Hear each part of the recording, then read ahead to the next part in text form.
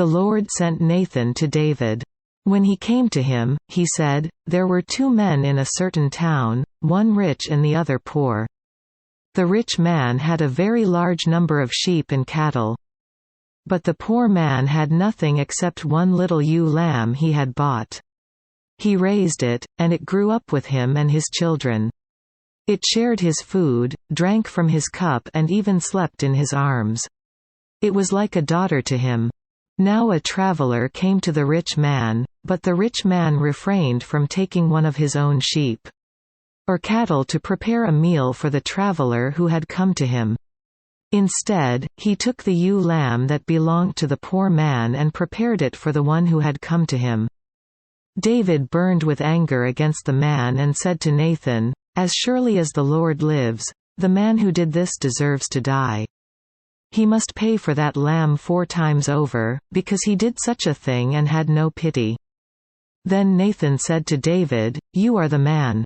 This is what the Lord, the God of Israel, says, I anointed you king over Israel, and I delivered you from the hand of Saul.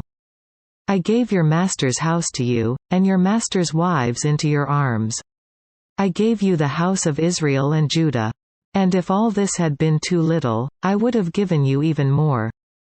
Why did you despise the word of the Lord by doing what is evil in his eyes? You struck down Uriah the Hittite with the sword and took his wife to be your own. You killed him with the sword of the Ammonites. Now, therefore, the sword will never depart from your house, because you despised me and took the wife of Uriah the Hittite to be your own. This is what the Lord says, out of your own household I am going to bring calamity upon you. Before your very eyes I will take your wives and give them to one who is close to you, and he will lie with your wives in broad daylight. You did it in secret, but I will do this thing in broad daylight before all Israel." Quote, "Then David said to Nathan, I have sinned against the Lord." Nathan replied, "The Lord has taken away your sin. You are not going to die. But because by doing this you have made the enemies of the Lord show utter contempt, the son born to you will die." After Nathan had gone home, the Lord struck the child that Uriah's wife had borne to David, and he became ill. David pleaded with God for the child. He fasted and went into his house and spent the nights lying on the ground. The elders of his household stood beside him to get him up from the ground, but he refused, and he would not eat any food with them. On the 7th day the child died. David's servants were afraid to tell him that the child was dead, for they thought, while the child was still living, "We spoke to David but he would not listen to us. How can we tell him the child is dead? He may do something desperate." David noticed that his servants were whispering among themselves and he realized the child was dead. "Is the child dead?" he asked. "Yes," they replied, "he is dead." Then David got up from the ground. After he had washed, put on lotions and changed his clothes, he went into the house of the Lord and worshipped. Then he went to his own house, and at his request they served him food, and he ate. His servants asked him, "Why are you acting this way? While the child was alive, you fasted and wept, but now that the child is dead, you get up and eat."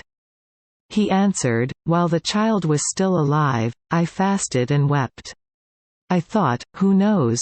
The Lord may be gracious to me and let the child live. But now that he is dead, why should I fast? Can I bring him back again? I will go to him, but he will not return to me." Then David comforted his wife Bathsheba, and he went to her and lay with her. She gave birth to a son, and they named him Solomon. The Lord loved him. And because the Lord loved him, he sent word through Nathan the prophet to name him Jedidiah. Meanwhile Joab fought against Rabbah of the Ammonites and captured the royal citadel. Joab then sent messengers to David, saying, "I have fought against Rabbah and taken its water supply. Now muster the rest of the troops and besiege the city and capture it.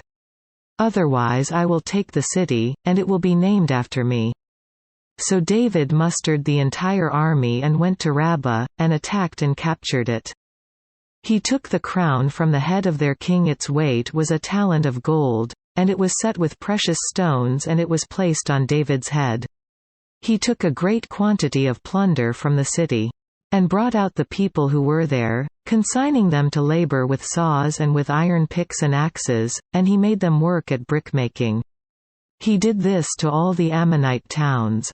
Then David and his entire army returned to Jerusalem.